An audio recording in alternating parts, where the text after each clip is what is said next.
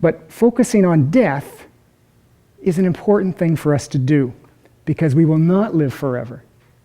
But we also don't know what death is really. We have no experience of it. All I know is that, abstract, I will cease to exist. But I don't know what that means, other than, well, I won't be conscious that I am. But of course, I have no experience of that. So we deal with death, we deal with a contingent world. But we have choice. Even though much of our life, we can't predict the outcome of our actions, we can still choose our actions. And Sartre said we have freedom to choose. And he emphasizes that humans are free. Although we can argue about this concept of total freedom because it's freedom within a situation. And not everyone in the world has the same choices, unfortunately, to live. But we choose our life.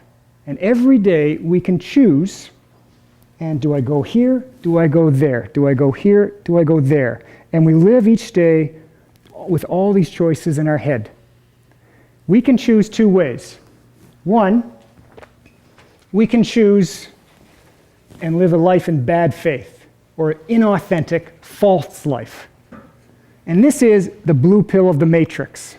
This is the blue pill of the matrix. We can choose, hey, by not choosing, I'm going to do that because my friends want me to do that, my parents want me to do that, because everyone says I should do that, or because I don't even want to think about it.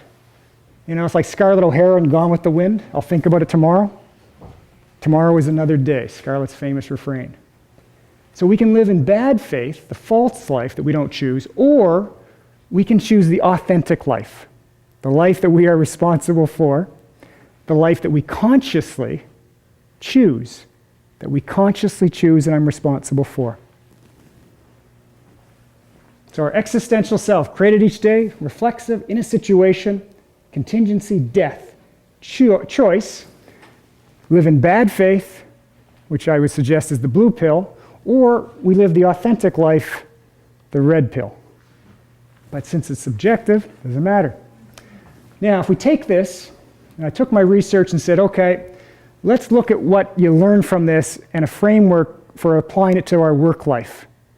Because now, we're immersed in that work experience. And work, I would suggest, we can look at in three ways. It's an experience each day that affects the self. And some days that experience is positive, some days it's negative. We can look at work as three things. One, an experience where we action our beliefs, where we put our strong beliefs into action. You may have a belief in creativity, so you decide to be a painter or an artist. You have a belief in contribution to the world, make a better world. You go and work for a charity, or you go to Africa. Secondly, work can be viewed as a place of being with others, that we deal with other people. And some of us deal with people a lot, some of us not so much, but it's a place where we interact with other people. And for some, how we see ourselves is a reflection of how I see myself in the eyes of the other. So that I'm continually seeing myself based on how other people see me. And third, work is a place of everydayness, which is a Martin Heidegger term, everydayness of the world. And what I mean by that, it's a place where we exist for a period of time, where we're daily activities, the environment, the logistics, all sorts of things, the everydayness of our work. And so work can be viewed existentially three ways. About belief systems, about people and the interaction, and about the everydayness. And for some people, hey, the everydayness works well, that's all they want. For other people, especially if it's an actioning beliefs, like it was for me in the YMCA, then that was very important to me. But there's a mix that happens here and they interact with each other. On a practical level, some questions. Actually, you can ask yourself, is my work the main place where I actualize my beliefs, where I put my beliefs into practice, where I seek meaning, if you will? Do I have other avenues to actualize my beliefs? So if it's not my work, where is it? Is it contribution to my community? Is it my family? Is it the hobbies? Is it athletic pursuits? Where do I search meaning, if you will? Does my work make me feel worthwhile? Do the activities I engage in make me feel worthwhile? Then the people aspect of life, of work. How much do I enjoy being around other people?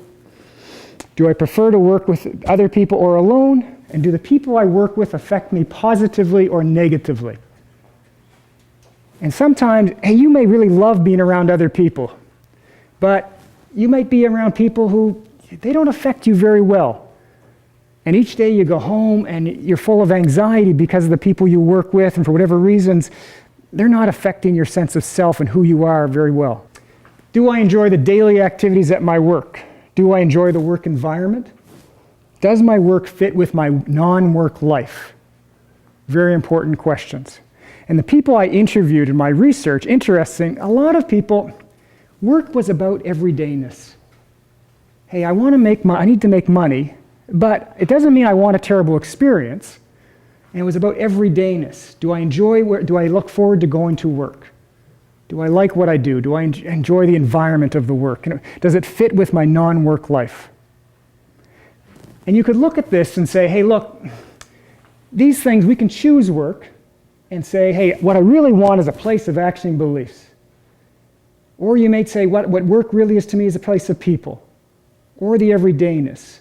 But the mix can vary in proportion, and it would change as the self changes and how the work affects us changes. What does this mean? Work is a daily experience of self. So, when I walk to St. Mary's every day, and I come to work here, but I don't know how I'm going to leave. And some days I can leave feeling great because I have a great experience and it affects my sense of who I am positively, and other days perhaps it doesn't. And I leave here frustrated, whatever, not feeling very good. And so my work is a day-to-day experience of who I am as I create who I am. And the experience can be good, the experience can be bad. Work must fit with our situation of life, beliefs, values, etc. The situation of life I'm in, work must fit with. But the situation is always changing. And the situation changes us. So you're kind of on a continuous feedback loop as the situation changes, but it's got to fit. And you've got to ask yourself, does my work fit with my current situation of life?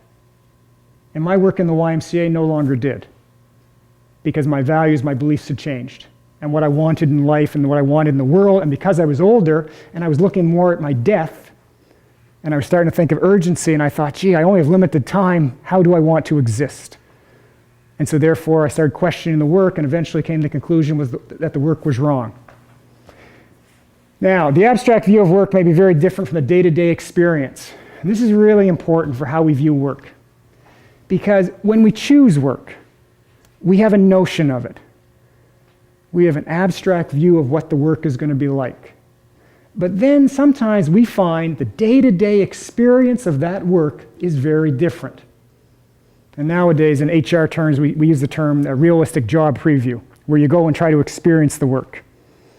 So if you want to be a police officer, you go and ride around in the police car. You try to experience it. But the challenge is, especially for young people, and I have some students of mine here, is that the work you may want in your head that you think will be good, you get involved with it and you find out the experience is not what you want. You may say, I want to be an RCMP officer because I believe in making a better community and I want to be a part of an organization that really does good work. And then you become that RCMP officer and you find out that you're spending most of your time, you're posted to Northern Alberta, and you're driving up and down the highway handing out speeding tickets and arguing with people. And the rest of the time you're doing paperwork back at the detachment. And you might say, you know what, this is kind of not what I signed up for. So you've got to be really careful about how we view work versus the experience of work. Very important concept in how we choose.